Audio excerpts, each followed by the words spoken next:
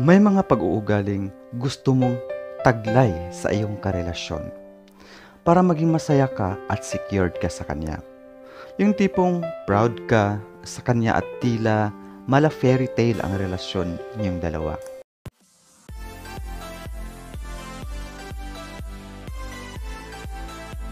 Kung taglay ng jowa mo, ng boyfriend mo, or ng partner mo ang mga pag-uugaling pag-usapan natin ngayon, huwag mo na siyang pakawalan pa. Dahil kung gagawin mo ito, siguradong magsisisi ka. Una, may respeto sa'yo. Yung tipong may respeto sa'yo sa pagkatao mo, sa mga bagay na pinapahalagahan mo, mga paniniwala mo, tapos religious beliefs mo, kahit anuman ang relihiyon mo ay nirerespeto ka niya, nirerespeto niya yung ambition mo sa buhay, tunguhin mo sa buhay, pananaw mo sa buhay, yung emotional mo na pangangailangan ay nirerespeto niya kahit pa nga sa physical needs mo or sa mga kabila ng mga pagkakamali mo, nirerespeto ka pa rin niya. Kahit pa nga hindi maganda yung nakaraan mo, ay nagawa pa rin na irespeto ka niya. Pangalawa, pinoprotektahan ka. Siyempre, hindi ibig sabihin na maghanap ka ng partner na puprotektahan ka hindi na kaya o hindi mo kayang protektahan ang sarili mo. Siyempre, kayang-kaya mo naman. Pero iba pa rin yung may taong handang magtanggol sa'yo sa lahat ng oras. Diba? Ika nga sa Bible na 2 heads is better than 1.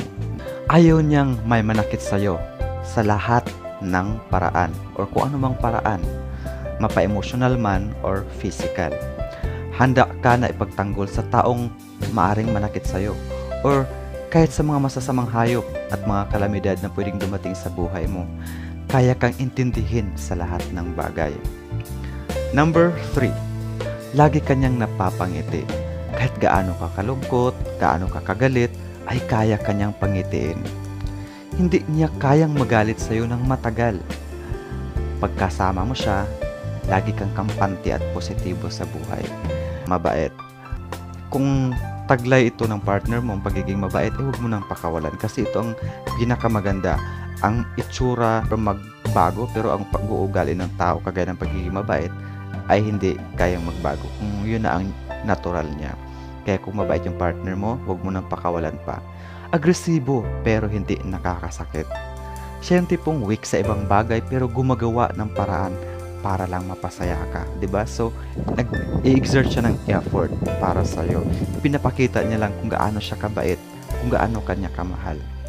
Napaka-supportive. Yung tipong lahat ng pangarap mo ay nandyan siya para suportaan ka. Hindi ka i-discourage.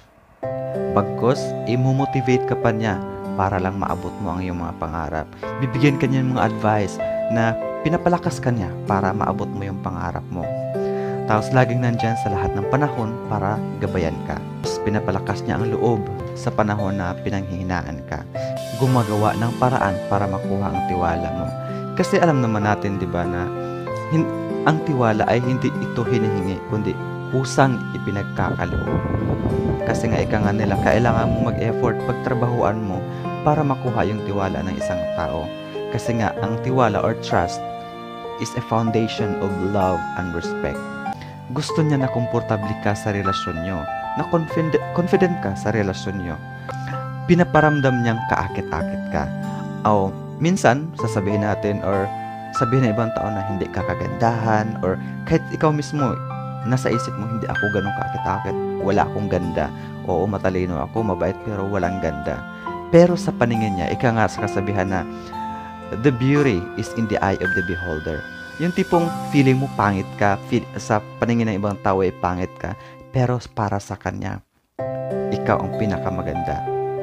At ikaw ang pinakamaganda na nangyari sa buhay niya. Hindi lang yung physical na anyo mo, kundi yung buong pagkatao mo. Ikaw yung pinaka-asset para sa kanya. Yung pinaparamdam niya na kaakit-akit ka sa pamamagitan ng kanyang mga galaw, mga titig niya, tapos paghawak niya sa'yo, sa mga linya ng pananalita niya. Hindi makasarili. Kung ang partner mo ay hindi makasarili, huwag mo nang bitawan pa. Dahil yun ang isang paraan para tumagal ang relasyon ninyo. Kasi marunong mag-compromise ng sariling pangkaligayahan para lang sa'yo. In other words, kaya niyang bitawan yung mga bagay na pwede magpasaya sa kanya para lang mapasaya ka. 'Di ba? Mas inuuna ang kapakanan mo. Alam niyang ang relasyon ay hindi para sa isang tao, kundi tulungan ito. Handang magsakripisyo alang-alang sa relasyon. Walang humpay na pagpapa-improve sa sarili. Kasi nga, iniisip niya na kailangang mag-improve yung sarili ko para sa aming dalawa, para sa karelasyon ko. Developing new skills. Kahit magaling na siya, lalo pa niyang pinapagaling or pinag-iigihan pa yung kanyang kaalaman sa buhay para sa ikaaangat niyong dalawa at lalo na syempre sa relasyon niyo. Marunong magluto. Ang lalaki daw na marunong magluto, nakaka-inlove. Ayon sa iba, ang lalaking magaling sa kusina ay nakakabighani. Ang taong magaling magluto ay healthy sa lahat ng bagay at ang partner na healthy ay magaling na partner. Number 11, tapat at hindi naglilihim. Alam niya na sa relasyon, honesty is the best policy.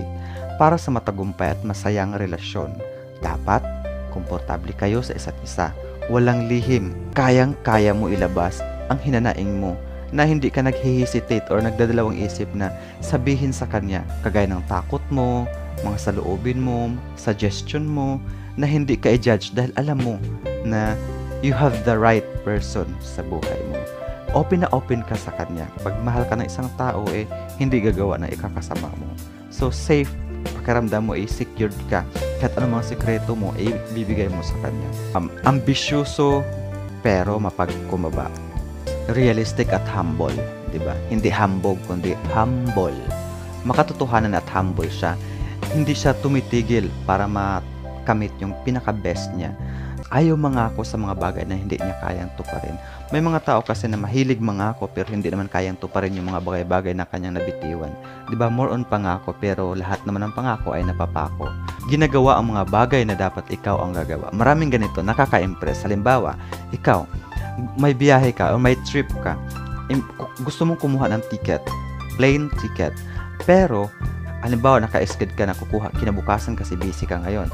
Malaman-laman mo na lang na kinahaponan, may ticket ka na, kinuhanan ka na niya. Ibig sabihin, bago mo pa gawin yung mga bagay na gusto mong gawin, nagawa na niya para sa'yo. Diba? May initiative siya na gawin ang mga bagay para gumaan ang buhay mo. Diba? Para hindi ka na mahirapan pa. Siya na ang nag-e-effort para dito. Number 14, tinutumbasan ang pagpapahalaga mo sa kanya. O diba? Hindi lang puro ikaw ang nagpapahalaga sa kanya, kundi pati siya nag-i-exert ng effort para pahalagahan ka or suklian yung mga bagay-bagay na alam niya na ikakasaya mo o alam niya na mahalaga sa'yo. Halimbawa na lang, kung pinapahalagahan mo yung pamilya mo, yung bagay na yan, kahit napakaliit na bagay, ika nga nila, kung mahal mo ang isang tao, kung mahal ka niya, mahalin mo rin yung mga bagay na mahal mo. Ganun yun. Halimbawa, pakikitungo sa tao, bagay, pamilya, katrabaho, or sa trabaho, at sa buhay mo. Give and take. Nagpapahalaga kayo sa lahat ng bagay. You value everything that comes on your way. You have the greater love and respect to one another. Nandyan lagi para sa'yo. Hindi ka iiwanan. Parang ka-teammate mo, di ba? Walang iwanan. Hindi ka iiwan sa panahon ng kagipitan. Kasi yung iba, sinasabi, I love you. Pero pag dumating sa punto na hirap na sa buhay, bugnuti na, nawawalaan na, nagbabago na, hanggang sa iiwanan ka. Ibig sabihin, hindi ka ganun kamahal.